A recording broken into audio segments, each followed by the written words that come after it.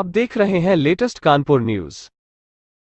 कानपुर की सभी खबरों को देखने के लिए हमारे चैनल को तुरंत सब्सक्राइब करें। कानपुर के भावपुर गांव का जवान पुंछ में हुए आतंकी हमले में शहीद हो गया था।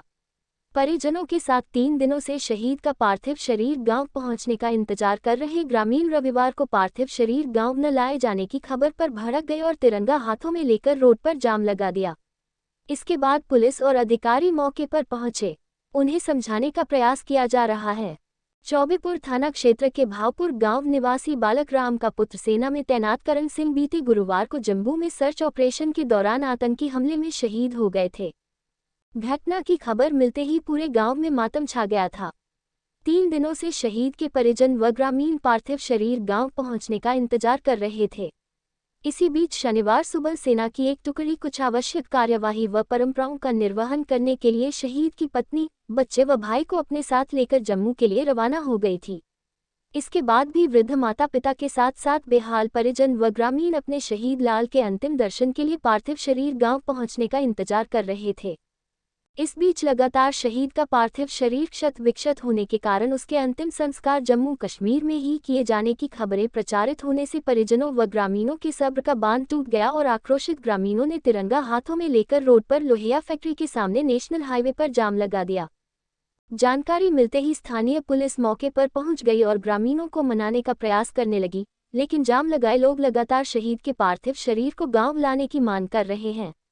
वहीं बेटे की मौत से बदहवास वृद्ध माता पिता की 2 दिनों में कई बार तबीयत बिगड़ चुकी है। एडीसीपी आकाश पटेल के अनुसार उनकी सैन्य अधिकारियों से हुई बात में जवानों की शहादत पर राजकीय सम्मान का कार्यक्रम होने के बाद सभी सैनिक के परिवारों को उनके पार्थिव शरीर सौंप दिए जाएंगे। पीड़ित परिवार की भी जम्मू कश्मीर के उनके परिजनों से बात करा दी गई है। वायरल हो रही भ्रामक खबरों की वजह से लोग गुमराह हुए हैं। सभी को समझाकर शांत करा दिया गया है। क्या चाहते हैं आप? मैं ये चाहता हूँ कि मेरे भाई का जो भी पार्थिव शरीर है जिस हाल में है उस हाल में आना चाहिए। और 4 दिन हो गए, किसी ने ये अभी तक नहीं कहा कि मिली है या नहीं, बॉडी नहीं मिली है। और बस संतुलन दे रहे हैं कि हाँ आ जाएगी। आज 5वां दिन हो रहा है, बॉडी दिखाई तक नहीं गई, बॉडी तक की नहीं दिखाया गया कि मिली है कि नहीं मिली है। अगर जो भी कुछ भी हो, मेरे भाई का कपड़ा हो या कुछ भी हो, बॉडी आना चाहिए। बोले थे कि 1 घंटे बाद आ जाएगी, अब 1 घंटे बाद क्या नदी चल रही है। 5 दिन हो गए यही करते करते। अभी यहाँ पुलिस क्या आश्वासन दे रही है, क्या कह रही है? सांत्वना दी जा रही है कि हाँ आ रहे हैं, देखो क्या होता है। 5 दिन तो यही हो रहा है। तो आप कब तक यहाँ तक रुकेंगे? हम यहाँ जब तक नहीं हटेंगे जब तक मेरा भाई वहाँ से निकल नहीं मिलेगा हम लोगों को।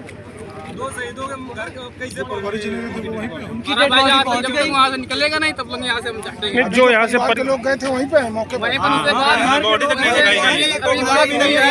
अभी बात हुई भाई से ना, वो बोले कि कार्रवाई चालू है।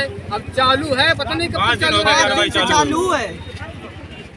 भुआपुर में जो करण शहीद हुए हैं कश्मीर में, इस घटना के बाद ही सेना के उच्चाधिकारी भी और जिला प्रशासन के, पुलिस प्रशासन के हम सभी लोग भी परिजनों से गांव में जाकर के मिले थे। सेना के अधिकारियों द्वारा जो बात बताई गई वो ये है कि चूँकि एक राष्ट्रीय महत्व का, एक राष्ट्रीय शोक का ये विषय है, तो इसमें जितने भी शहीद हुए हैं उन सभी के परिवारों को वहीं पर बुला करके एक श्रद्धांजलि या राजकीय सम्मान जैसा कार्यक्रम आयोजित कराने की बात है।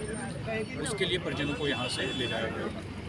वो जो मेरी बात हुई है वहाँ के अधिकारियों से कि जो श्रद्धांजलि कार्यक्रम था वो आज होना है और अभी थोड़ी देर बाद शुरू होगा, क्योंकि पहली शर्त ही यही थी कि कार्यक्रम होने के बाद जो शव है वापस भेजा जाएगा। कार्यक्रम किसी वजह से डिले हुआ बट और उसी बीच में चूँकि वहाँ पर जाने के बाद प्रीपेड से हम काम करने बंद कर देते हैं, तो परिजनों से यहाँ के परिजनों का संपर्क टूट गया था और इसके कारण यहाँ पर जानकारी नहीं मिल पा रही थी कि वास्तव में वहाँ पर क्या चल रहा है, क्या प्रगति। इस वैक्यूम के बीच में व्हाट्सएप पर कई तरीके की भ्रामक खबरें चलनी शुरू हुई, जिसमें ये दावा किया गया कि सेना ने जो शहीद का शव है वो देने से मना कर दिया। इसी कारण से परिवार आक्रोशित हुआ था।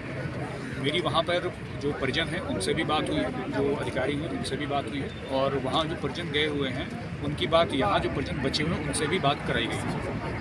परिजनों ने भी बताया है कि सेना ने उनको आश्वस्त किया है कि ये जो समारोह है उसके बाद शव उनको हैंडओवर कर दिया जाएगा। अभी तक की जो स्थिति है ये बताई गई और इसके बाद परिजन जो यहाँ पे हाईवे पर आए थे उनको ये बात कम्युनिकेट करी गई है और उन्होंने हाईवे जाम लगा तो भी हटा दिया।